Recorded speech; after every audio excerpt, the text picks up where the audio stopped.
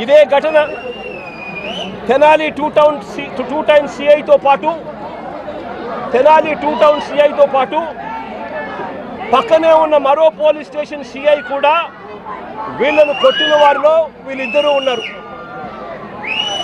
దీనికి సంబంధించి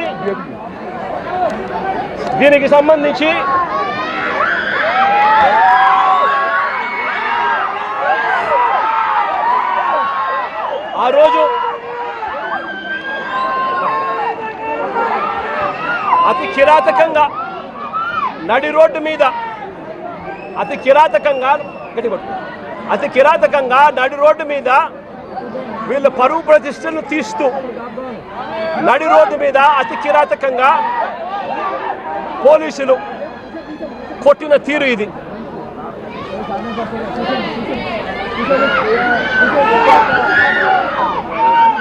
కాళ్ళకు తగిలిన బొబ్బలు కాళ్ళ మీద కొడితే కాళ్ళకు తగిలిన బొబ్బలు చూడండి ఎంత దారుణంగా ఉన్నాయో.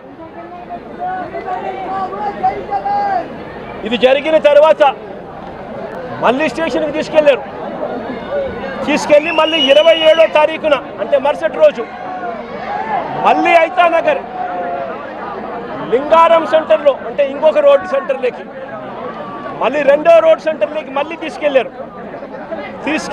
పట్ట పగలే మళ్ళీ రోడ్డు మీద రెండోసారి కొట్టారు.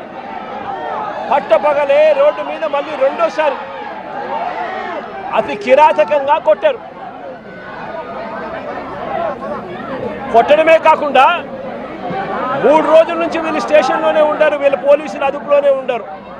25వ తారీఖున తీసుకొచ్చారు, 26వ తారీఖున వాళ్ళ దగ్గరే పెట్టుకున్నారు, 26వ తారీఖున రోడ్డు మీద కొట్టారు, రాత్రంతా వాళ్ళ దగ్గరే పెట్టుకున్నారు, 27వ తారీఖున మళ్ళీ ఇంకో రోడ్డు దగ్గరికి తీసుకొచ్చారు. అంటే 3 రోజులు వాళ్ళ అధీనంలోనే ఉన్నప్పుడు వీళ్ళు నడి రోడ్డు మీదకి తీసుకొచ్చి విక్టర్ జోబీలో అంటే జూనియర్ అడ్వకేట్ జోబీలో ఒక కత్తి వీళ్ళే పెట్టి ఇద్దరు విఆర్ఓలను అక్కడికి పిలిచి మారణాయుధం విక్టర్ జోబీలో ఉన్నట్టుగా పంచనామా రాసుకున్నారు. నేను అడుగుతా ఉన్నా, 3 రోజులు మీరు స్టేషన్లో పెట్టుకున్నారు, 25, 26 మీ దగ్గరే పెట్టుకున్న వ్యక్తిని 27వ తారీఖున రోడ్డు మీదకి మళ్ళీ రెండో సెంటర్లోకి తీసుకొని వచ్చి అక్కడ విక్టర్ జోబీలో కత్తి ఉంది అని చెప్పి విఆర్ఓలను అక్కడికి పిలిపించి విక్టర్ జోబీలో నుంచి కత్తి తీయించి విక్టర్ దగ్గర మారణాయుధం ఉందని పంచనామా రాయించారు. మరుసటి రోజు అంటే అక్కడ కూడా కొట్టడం జరిగింది. ఆ తర్వాత మరుసటి రోజు అంటే ఏప్రిల్ 28వ తారీఖున కోర్టులో హాజరుపరిచారు. కోర్టులో వీళ్ళు హాజరుపరచడానికి మునుపు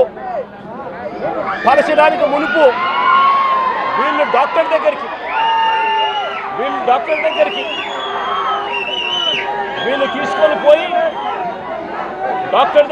తీసుకొని పోయి డాక్టర్ దగ్గర వీళ్ళు ఇంత దారుణంగా దెబ్బలు తగిన వ్యక్తులు ఇంత దారుణంగా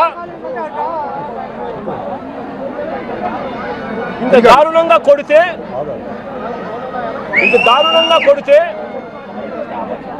పాదాలు ఇంత దారుణంగా దెబ్బతింటే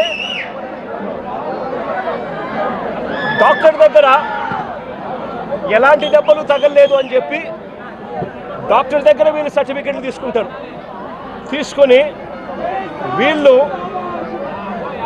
28వ తారీఖున కోర్టులో హాజరుపరుస్తారు.